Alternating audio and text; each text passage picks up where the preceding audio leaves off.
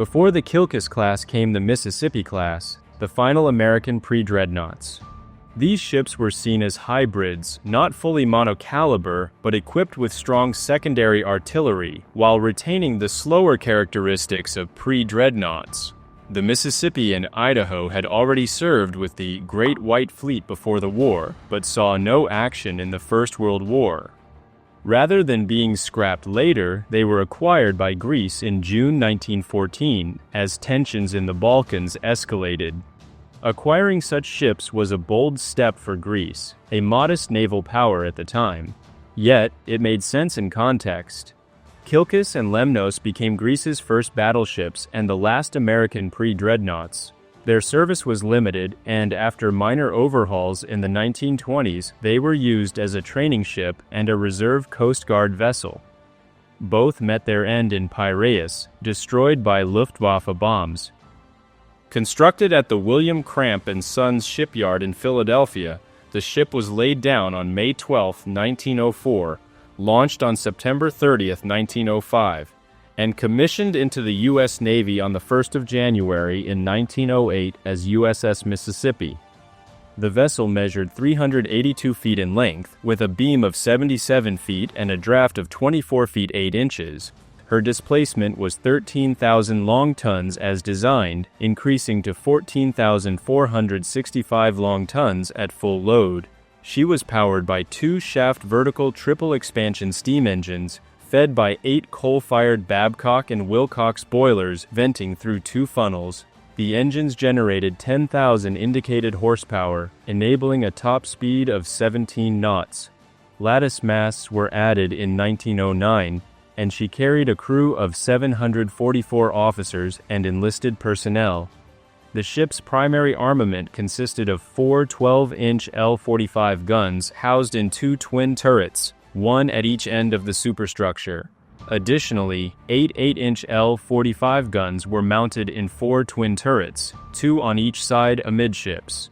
The secondary battery included 8 7-inch L-45 guns, individually placed in casemates along the hull, 2 fewer than the Connecticut class. For close-range defense against torpedo boats, she carried 12 3-inch L-50 guns, along with 6 3-pounder guns and 2 1-pounder guns. Her armament was completed by 2 21-inch torpedo tubes submerged in the hull. The ship departed Philadelphia on February 15th to commence sea trials, which ran from February 24th to March 9th. Returning to the Philadelphia Naval Shipyard on March 15th, she underwent final fitting out before embarking on additional trials starting July 1st. In the ensuing months, she visited several ports along the U.S. East Coast, returning to Philadelphia on September 10th for repairs that extended into 1909.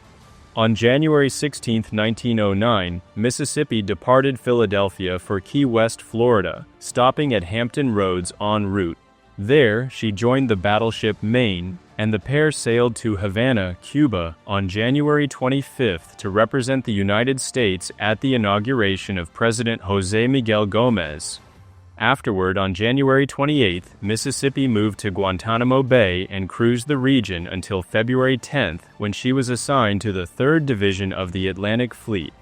She joined the returning Great White Fleet off Hampton Roads and participated in a naval review there on February 22nd. Returning to Guantanamo Bay on March 8th, she conducted gunnery training in April before crossing the Caribbean to sail up the Mississippi River, reaching Natchez, Mississippi. She then returned to the U.S. East Coast, stopping in Philadelphia in June and Eastport, Maine, for Independence Day celebrations on July 4th. Further gunnery training in Cape Cod Bay followed, along with Atlantic Fleet maneuvers and port visits through September, culminating in the Hudson-Fulton celebration. After maintenance in Philadelphia in October, she visited New Orleans and other nearby ports before returning to Philadelphia for additional repairs. Mississippi departed on January 5, 1910, bound for Cuba, where she joined the Atlantic Fleet for training exercises from January 12 to March 24. She then proceeded to Hampton Roads, arriving on April 4th, and participated in target practice through April 28th.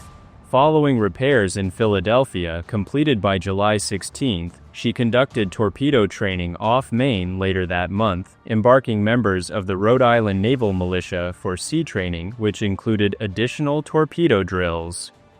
In August, she headed to Hampton Roads for shooting exercises and fleet battle practice that continued into September. After another period of maintenance at the Philadelphia Naval Shipyard from October 5 to November 1, she joined the 3rd Division in crossing the Atlantic for a European tour, making port calls in Gravesend, United Kingdom, and Brest, France. During the return voyage to Cuban waters, the ships carried out mock battle exercises. On January 13, 1911, Mississippi arrived at Guantanamo Bay, spending the next 2 months conducting maneuvers with the Atlantic Fleet. Departing the area on March 13, she reached Hampton Roads on March 17. Over the following month, she engaged in further training before returning to Philadelphia for maintenance from April 12 to May 1. Afterward, she cruised the U.S. East Coast with her division, venturing into the Gulf of Mexico and reaching Galveston, Texas. In July, she embarked members of the New York Naval Militia for a training cruise from the 13th to 22nd of July. In August, she participated in maneuvers with torpedo boats off Massachusetts. Returning to Hampton Roads on August 24, she joined the fleet for gunnery drills and later took part in a naval review for President William Howard Taft in the North River on November 1. The ship returned to Hampton Roads for training with the 2nd Squadron, stopping in Newport News, Virginia on November 24. She underwent repairs in Philadelphia from the 8th of December to the 16th of March 1912, after which she rejoined the fleet off Hampton Roads. Mississippi participated in various training exercises until April 22, when she was detached for cruising trials near Provincetown, Massachusetts. Her squadron joined her there on May 15, beginning exercises 5 days later. On May 26, Mississippi, along with 7 other battleships and the armored cruiser Washington, embarked Marines from the 2nd Marine Regiment and transported them to Cuba to assist the Cuban government in quelling the Negro Rebellion. Arriving on June 19, the fleet disembarked the Marines and remained at Guantanamo Bay until stability was restored. The fleet left for training, conducting maneuvers off Rhode Island and Connecticut starting July 10. On the 1st of August, Mississippi arrived in Philadelphia and was placed in reserve. She remained with the Atlantic Reserve Fleet until December 30, 1913, when she was sent to Pensacola, Florida, to support the establishment of Naval Air Station Pensacola. Carrying 9 officers, 23 enlisted men, aircraft, and equipment, she arrived on January 20, 1914, where her crew helped set up the base. In April, Mississippi was ordered to transport a 500-man detachment from the 2nd Marines, stationed at Pensacola, to Tampico, Mexico following the Tampico Affair, a minor conflict between Mexican soldiers and U.S. Navy sailors. She also carried 2 seaplanes and related equipment. Departing on April 21st, she reached Vera Cruz, Mexico on April 25th. That day, a Curtiss Model F she carried flew a 28-minute reconnaissance mission over the port, the first operational use of naval aircraft. On April 26th, she transferred both seaplanes, their ground crews, and equipment ashore. The aircraft, commanded by Patrick N.L. Bellinger, conducted reconnaissance and mine-searching operations during the month-and-a-half-long occupation of Vera Cruz, supported by Mississippi's crew. In late May, she returned to Pensacola, staying until June 28, before heading north to Hampton Roads. In the early 1910s, Greece entered a naval arms race with the Ottoman Empire. In 1910, the Ottomans acquired 2 German pre-dreadnoughts, renamed Barbaros Hayreddin and Turgut Reis, and ordered dreadnought battleships from Britain in 1911 and 1914. In response, the Royal Hellenic Navy ordered the dreadnoughts Salamis from Germany in 1913 and Basileus Konstantinos from France. To strengthen their fleet in the interim, the Greeks purchased Mississippi and Idaho from the U.S. Navy, The Greek government arranged the purchase through shipbuilder Fred Gauntlet, who acquired the ships on July 8 and transferred them to Greece. On July 21, after being decommissioned at Newport News, the vessels were handed over to the Greek Navy. Renamed Kilkis and Lemnos, they departed the United States swiftly amid escalating tensions in Europe following Archduke Franz Ferdinand's assassination. Upon reaching Greece, Kilkis became the fleet's flagship. When World War I began in July 1914, Greece's pro-German monarch, Constantine I, opted for neutrality, leaving the ships inactive. In 1915, the Entente powers landed troops in Salonika, creating tensions between France and Greece. On October 19, 1916, the French seized the Hellenic Navy amid the Numbriana and National Schism. Kilkis was reduced to a skeleton crew, her gun breech blocks removed to prevent use, and all ammunition and torpedoes were taken away. Eventually, a pro-Entente government replaced Constantine and declared war on the Central Powers.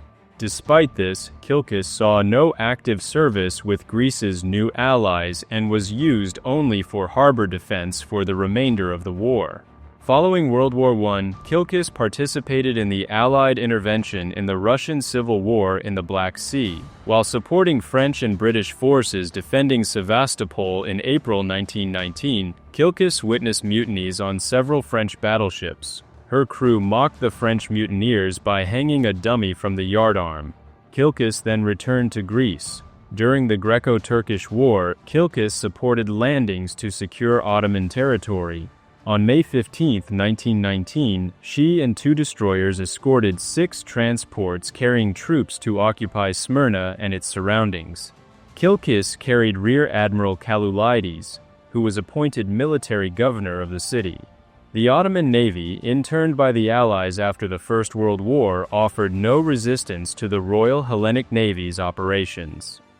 In March 1920, Kilkis was stationed in Constantinople as part of an Allied fleet, primarily composed of British warships. The crews practiced landing operations to support the city's garrison, though only British personnel ultimately went ashore. Kilkis left the area to represent Greece at the Fleet Review in Spithead on June 3, 1920, held to honor King George V's birthday. In July, Kilkis and 2 destroyers escorted a convoy carrying 7,000 infantry, 1,000 artillerymen, and 4,000 mules to Panderma. Supporting Greek naval vessels included the armored cruiser Georgios Avarov, destroyers Atos, Leon, Erex, and a hospital ship. Additional landings were carried out at Erigli on the opposite side of the Sea of Marmara. On July 19th, Kilkis departed with transport ships and the British seaplane carrier HMS Ark Royal, which provided aerial reconnaissance. Operations concluded in September 1922, following the Greek army's evacuation from Asia Minor, along with many civilians.